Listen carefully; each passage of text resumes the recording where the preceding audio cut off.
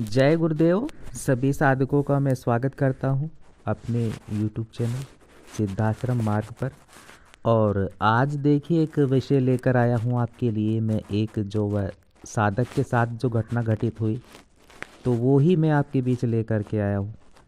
और मेरा प्रयास रहता है कि मैं कुछ वह बातें आपके बीच रखूं, वह घटनाएं रख दूं कि अगर वह साधना आप करते हो तो आप उनके लिए तैयार रहें, उन शक्तियों के लिए भी तैयार रहें और अपने आप को एक तरह से आप पूर्ण जो है निर्भीक होकर के बैठे फिर साधना में, यानी कि सामना करने के लिए हर परिस्थिति का।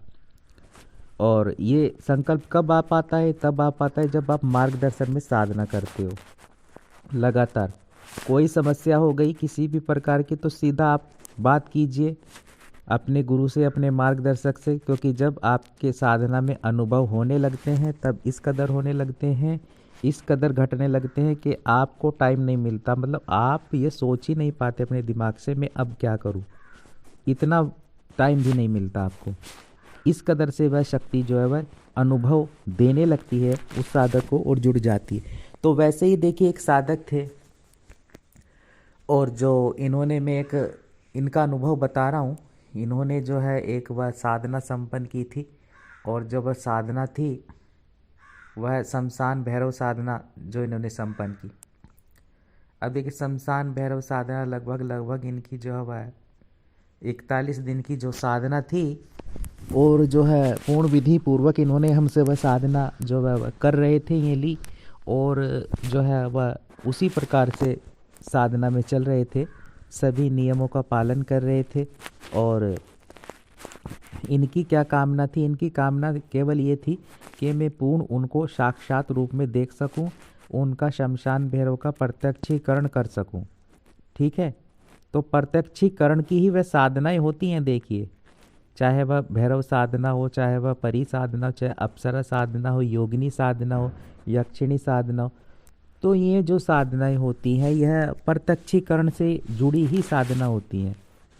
अब प्रत्यक्षीकरण से मतलब ये नहीं है कि ये जरूरी ही नहीं है कि वह चीज़ वह आपके सामने आकर ही आपका जो है वह आपको एक तरह से सिद्धि प्रदान करेगी या फिर वह जो है आपके कार्यों को संपन्न करेगी, हर बार आपके सामने प्रत्यक्ष होगी।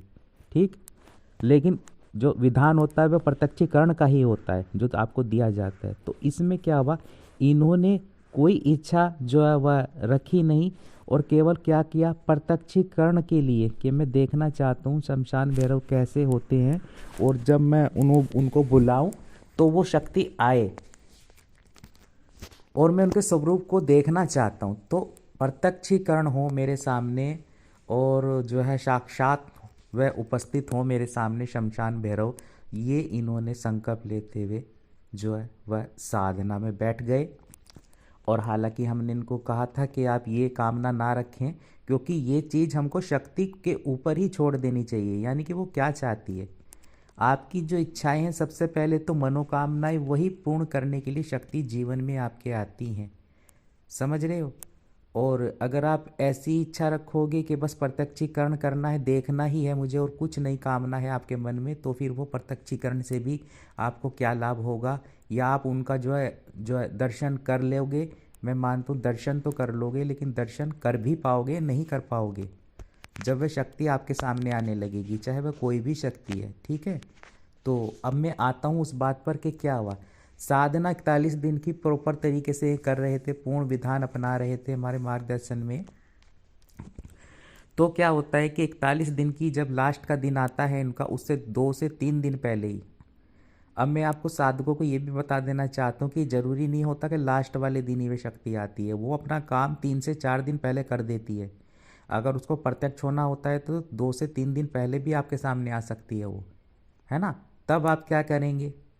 तो इसलिए संपर्क बनाए रखना गुरु से ज़रूरी होता है, क्योंकि हम समझ नहीं पाते हम क्या करें। लास्ट वाले दिन जो है वह विधान होता है कि हम उसको माला पहना दें, लेकिन अगर वो 3 दिन पहले आ गई और तब आई जब आपका मंत्र पूर्ण हो गया, उसने विघ्न भी पैदा नहीं किया बीच में, आपको उठाना नहीं चाहा उस शक्ति ने, और वो आ गई, फिर आप क्या करेंगे? तो क्या करना चाहिए फिर? तो आपको वचन ले लेने चाहिए। यहाँ तो मैं आपको बता रहा हूँ लेकिन परिस्थिति कुछ भी हो सकती है ना। तो साधना काल में कुछ भी घटित हो सकता है, कब क्या करना है। तो इसलिए निरंतर मार्गदर्शन की आवश्यकता हमको पड़ती है। कि क्यों पड़ती है, कई साधक सोचते हैं ना कि हम खुद से कर लेंगे, या फिर ऐसे गुरु हैं जिनसे हम बात ही नहीं कर पाते हैं ना।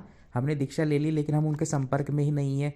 अब शक्ति आपको अनुभव देने शुरू कर दी तो आप कैसे उनसे बात करोगे, है ना।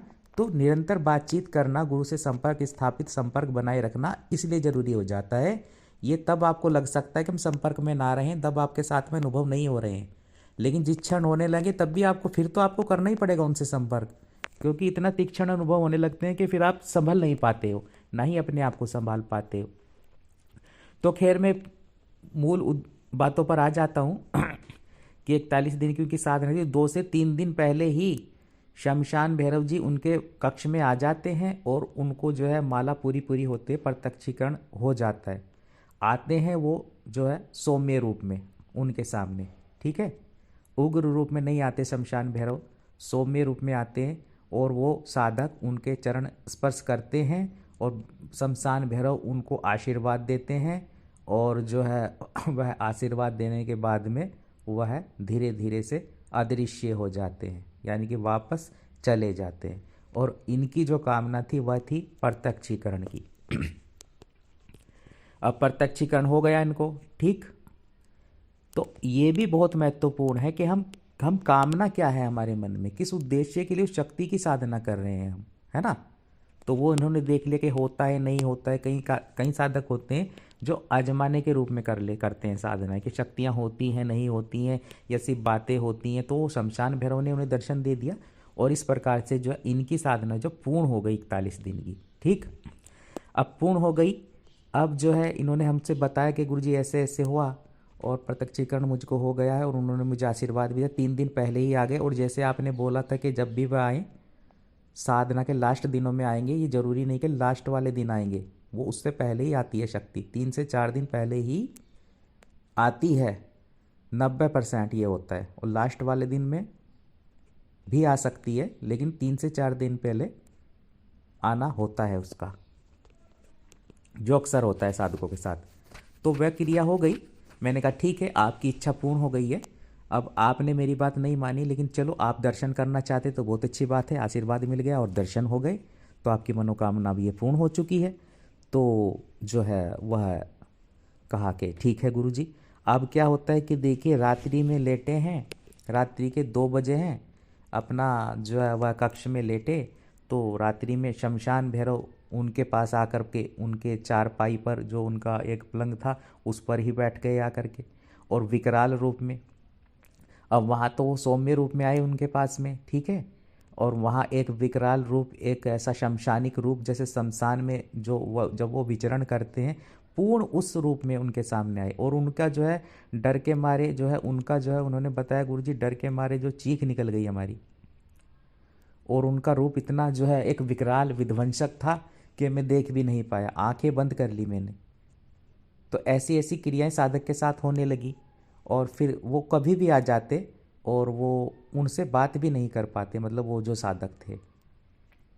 कभी थोड़ा बहुत बातचीत करती होती उनकी, शमशान भैरव जब सौम्य रूप में उनके पास आते तो किसी भी वक्त वो आ जाते थे। और ऐसा नहीं है कि कुछ साधक सोचते हैं कि हम जब आवाहन करेंगे तभी वो शक्ति आती है। जो उग्र शक्ति होती है, जो बड़ी शक्ति होती है, वो अपना जब वो उसका मन करता है तब भी वो आ जाती है, साधक के पास आती है। लेकिन उद्देश्य क्या होता है। अब मैं आपको इस घटना से ये समझाने की कोशिश कर रहा हूँ कि जब भी आप साधना करें तो साधना का उद्देश्य होना चाहिए, आपकी इच्छाएं होनी चाहिए। और वो शमशान भैरव जो है वो क्या शक्ति हैं, वो भी कार्य करने वाली शक्ति हैं, ठीक है ना। अब वो आपने उनकी प्रॉपर तरीके से साधना तो कर ली है, और उस साधना काल में जो भोग प्रक्रिया निरंतर चलती है, शराब और वो जो भी चीज़ें भोग में देनी पड़ती हैं उनको भैरव जी को, तो वो तो आप दे रहे हो साधना में। और उसके बाद जब उन्होंने आना शुरू कर दिया तो वो क्या चाहते हैं कि आप उनको कार्य सौंपो, कुछ ना कुछ कार्य दो। अब अगर आप उनको कार्य नहीं दोगे तो वो जो है एक अपने उग्र रूप में आना शुरू कर देते हैं साधक के सामने। तो वही चीज़ होने लगी उनके साथ सामने, क्योंकि वो कार्य कुछ लेना ही नहीं चाहते थे, हर तरीके से तो पूर्ण थे वो, है ना। कोई इतना ना तो धन का अभाव था उनके जीवन में, ना कुछ ऐसा अभाव था, बस वो एक शक्ति के दर्शन करना चाहते थे कि शक्ति होती है नहीं होती है। तो उनके भाव ये आ गए और उन्हें उस प्रकार से उस भैरव साधना को, शमशान भैरव साधना को जो है सिद्ध किया। और लेकिन सिद्ध करने के बाद में फिर वो परेशान इस बात से हो गए कि वो शक्ति, वह भैरव जी कभी भी आ जाते थे उनके समक्ष, और वो उनकी ऊर्जा, उनकी तेजस, जो उनका तेज होता है, ऊर्जा होती है, कभी एक विकराल रूप में, कभी एक सौम्य रूप में, और किसी भी वक्त सो रहे हैं तो तब आ गए। और गलती ये हो गई कि उन्होंने उनसे वचन भी नहीं लिए उस चीज़ में, है ना, कि जब आप शक्ति आती है तब आपको बोलना चाहिए कि जब मैं आपका आवाहन करूँगा तो तब आपको आना चाहिए, बिना आवाहन के नहीं। जब मैं आपको बुलाऊं, जब आपका मंत्र का इतने बार 11 बार या एक माला जप करूं, तब आपको आना है। तो जब आप कोई क्रिया ही नहीं करोगे और इस प्रकार से बस ऐसी कामना रख करके साधना जब करता है साधक, है ना, जब गुरु का, एक तरह से जो गुरु आपको बोलते हैं तो वो अपने अनुभव के आधार पर बोलते हैं हर बातें, और उसको आत्मसात करना साधकों को चाहिए कि गुरु की बातों को ध्यानपूर्वक वो सुने, है ना। वो इसीलिए आपके सामने बातें रखते हैं ताकि आप जो है वह प्रॉब्लम में ना पड़े। तो इस तरह से जो है शमशान भैरव साधना तो कर ली उन साधक ने, और फिर दर्शन वे देते ही रहते थे उस साधक को। लेकिन उसके बाद में जो है वह जब ज़्यादा परेशान हो गए तो फिर जो है वह जो साधना थी वो दोबारा से करवानी पड़ी उनको, और दोबारा से उस साधना के बीच में ही जो है वह वचन की क्रिया उनसे करवानी पड़ी भैरव जी से। और उन्होंने अपनी एक कामना रखी उसमें, इच्छा पूर्ति के लिए, कि मैं जो भी आपको कार्य दूं वह आपको पूर्ण करना है और मैं आपको बदले में यह भोग अर्पण करूंगा। तो इस प्रकार से प्रसन्न होकर के वह शमशान भैरव इन साधक से कनेक्ट हुए, और फिर जब इन्होंने बुलाया तब वो आते थे। ऐसा नहीं होता था कि कभी भी आ गए, रूम में आ गए 2 बजे 3 बजे तो कभी भी वह शक्ति आकर के खड़ी हो रही है, तो वैसा नहीं हुआ। और फिर जो है वह उन भैरव जी से कार्य लेना उन्होंने शुरू कर दिया, और अपना एक दरबार भी उनके माध्यम से खोल लिया। तो क्या होता है, कार्यों के लिए शक्ति होती हैं, आपकी इच्छा पूर्ति के लिए शक्तियां होती हैं। और इसलिए आपको जो है सोच समझ के साधना करनी चाहिए कि मैं कौन सी साधना कर रहा हूँ। ऐसा नहीं कि बस साधना कर ली और भूल गए, कर ली भैरव जी साधना और बैठ गए बस भैया, है ना। तो कार्य करने वाली शक्तियों को कार्य देना पड़ता है, अगर नहीं दोगे तो प्रॉब्लम में पड़ जाओगे, क्योंकि आप उनको कार्य दोगे, बदले में उनको भोग जो है मिलते रहना चाहिए। ठीक, तो हमें करना क्या है ये सोचना चाहिए कि दर्शन की कामना करनी है, किस उद्देश्य के लिए आप साधना कर रहे हो, तो फिर जो है वह ऐसे नहीं करना चाहिए। शक्तियों को जो है उन पर छोड़ देना चाहिए। जैसे मैं कहता हूँ कि कई शक्तियाँ तो ऐसी होती हैं कि जो सामने प्रत्यक्ष नहीं होती और हमारे समस्त कार्यों को करती हैं, ऊर्जात्मक रूप में हमसे जुड़ जाती हैं, अटैच हो जाती हैं, और हमारी बातों को सुनती भी हैं, हमारे कार्यों को भी करती हैं, और सामने सम्मुख आती नहीं है। क्यों नहीं आती, कभी कभी हमें पात्रता उनको देखने की नहीं होती है। हर शक्ति के 2 रूप होते हैं, ठीक है, अप्सरा को छोड़ करके। एक जो है उग्र रूप भी होता है, विकराल रूप भी होता है, चाहे वह योगिनी हो, चाहे वह यक्षिणी हो, चाहे वह जो है भैरव जी का तो होता ही है, दोनों ही रूप में आते हैं। ठीक, तो अगर वो अपने किसी और रूप में आपके समक्ष आ गई और आप में सहन करने की शक्ति नहीं है, क्षमता नहीं है देखने की, तो फिर जो है आपके लिए जो है वह दिक्कत आ सकती है, और आप उसको जो है वह आत्मसात एक तरह से नहीं कर पाएंगे, है ना।